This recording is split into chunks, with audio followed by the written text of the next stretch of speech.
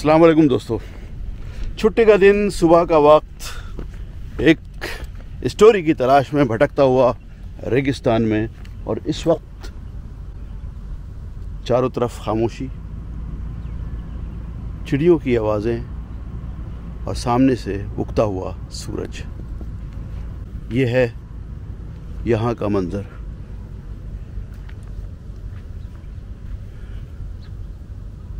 एक चीज़ मैं दिखाता हूँ आपको। रेगिस्तान में जब आप जाएंगे तो आपको इस तरीके के माउंट्स यानी छोटे छोटे टीले ज़रूर मिलेंगे, और ये टीलों में आपको ये सुराख मिलेंगे। देखिए ये सुराख जो है, यहाँ पर आपको कुछ आमोदरफ्त भी नज़र आ रही होगी। अब इसमें या तो कीड़े रहते हैं या छिपकलियाँ जो होती हैं वो रहती हैं। ये जा बजा आपको यही मिलेंगे। और ये खाना देखिए, किसी कॉकरोच की लाश यहाँ पड़ी है, आधी कटी हुई। ये जो भी यहाँ रहता है उसने खा के फेंकी है। इसी तरीके से यहाँ पर एक खाने की चीज़ है। तो ये पूरा माउंट जो है, इसके अंदर ज़िंदगी अंदर है, यानी ज़िंदगी से भरपूर है। ये देखिए कितना बड़ा है। इसके अंदर अभी हो सकता है कोई निकल के आए या डर के छुप गया हो। ये भी जा बजा। ये देखिए यहाँ पर और वहाँ सामने न जाने अनगिनत इस तरह की चीज़ें आपको यहाँ मिल जाएंगी। बारीकी से देखने पर पता चलता है। वैसे तो हम लोग चलते चलते गुजर जाया करते हैं और कुछ नज़र नहीं आता, लेकिन जब आप इसका मुताला करेंगे, इसके करीब जाएंगे, तो पता चलेगा कि अजीब सी लगने वाली चीज़ें जो हैं रेगिस्तान में, ये ज़िंदगी की अलामत हैं। हाँ, बल्कि अभी जब मैं वहाँ आ रहा था तो जैसे ही मैं गाड़ी से उतरा तो वो एक शायद सैंड फिश थी जो रेत के अंदर फटाफट घुस गई। हाँ, सुबह सुबह के मज़े मेरे साथ बने रहिएगा। सुबह का मंज़र कितना हसीन होता है, और वो सामने खड़ा हुआ दरख्त और उसके बराबर में एक टूटा हुआ दरख्त, लगता है कि सूरज उसके ऊपर बिल्कुल मोमबत्ती की तरह रोशन हो। जैसे मोमबत्ती की लौ होती है, उसी तरीके से उसके ऊपर नज़र आ रहा है। ये सवेरे के नज़ारे, ये खूबसूरत मदर नेचर, चारों तरफ लकोदक सहरा, और सहरा में वो ज़िंदगी जो नज़र नहीं आती। बहुत हसीन, बहुत खूबसूरत, ज़बरदस्त। ओ हो।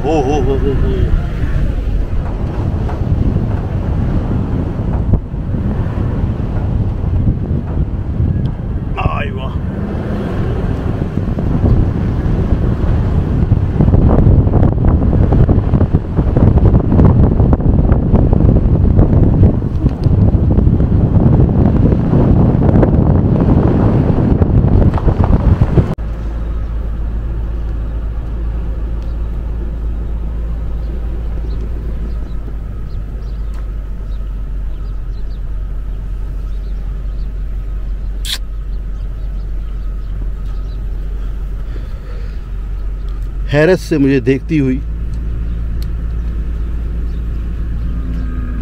और ये वहाँ से कुछ आवाज़ें निकालती हुई। इनके पैरों में इसलिए रस्सी बांध के रखते हैं कि बहुत ज़्यादा दूर ना निकल जाएं। तो यहाँ के जो हर्डर्स हैं उनका ये स्टाइल है, तरीका है। देख लीजिए हजरात, आज कोई भी इंसान मुझे नहीं मिला अभी तक, क्योंकि मैं हूँ यहाँ पर। ये जगह मुझे लगता है कि रासुल खेमा में कहीं है। मैं अंदर ही अंदर रेगिस्तान में चलता हुआ आ गया दिखाने के लिए, और भी कुछ नहीं अलावा इसके कि खूबसूरत मंजर है। तमाम चीज़ें खूबसूरत हैं। सूरज साइड से मेरे ऊपर आता हुआ, कीकर को बहुत ही रग़बत यानी शौक़ के साथ ये खाते हुए।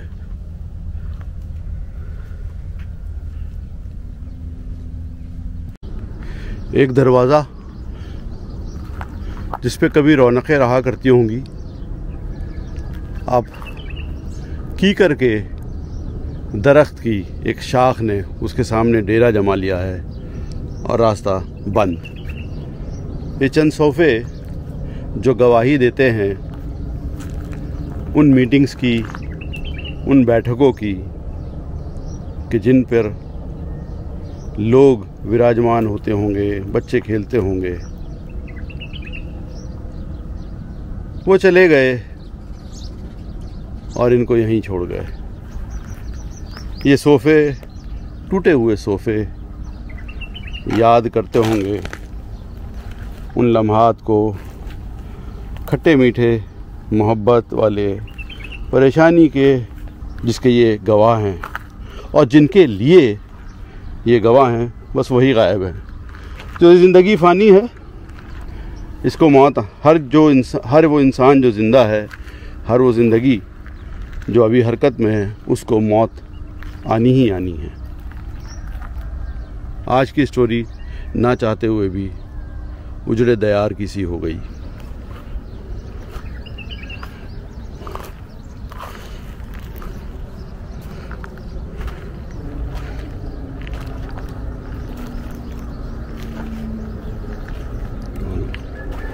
अल्लाह मेरी बस।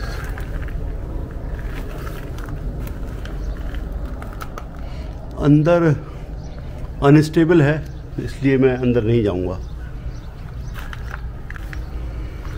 यहाँ इस तरफ देखेंगे तो ऐसा लगता है कि जैसे ये गाड़ियों को सही करने वाली कोई जगह हो, लेकिन ये घर है। आप इमेजिन करिए कि मैं आपको ये वीडियो शूट कर रहा हूँ, ऐसे आपसे मुखातिब हूँ और कोई पीछे से आए और कहे अस्सलाम वालेकुम। आप जवाब देने की हालत में होंगे? ऐसा कुछ भी नहीं है, यहाँ पर सब ठीक ठाक है। और वहाँ सामने एक और घर जैसा कोई स्ट्रक्चर, ये खजूर का उजड़ा हुआ बाग। कभी यहाँ पर खजूर के दरख्त हुआ करते होंगे। इस वक्त यहाँ पर सिर्फ़ और सिर्फ मौत पसरी हुई है, यानी कि ज़िंदगी के आसार खजूरों की शक्ल में नहीं है। बाकी ज़िंदगी तो हर जगह मौजूद होती ही है। किसी का घर यहाँ पर फार्म हाउस था, लोग रहते होंगे, बैठक करते होंगे, एंजॉय करते होंगे। अब पता नहीं क्या है। जिन भूतों का बसेरा होगा, वहशत ही वहशत हर तरफ। दिन का वक्त है, इसलिए कुछ ऐसा महसूस नहीं हो रहा है, लेकिन जब आप शाम में आएंगे तो यकीनन यहाँ आप ठहर नहीं सकते। ये देखिए परिंदों की बीटें, और ये थोड़ा सा साफ़ किया हुआ है किसी शहर ने। बाकी पूरा ये हाल यहाँ का। कबूतर की आवाज़, मुझे लगा कोई और है। बदबू है बेइंतहा। यहाँ से बाहर चलते हैं।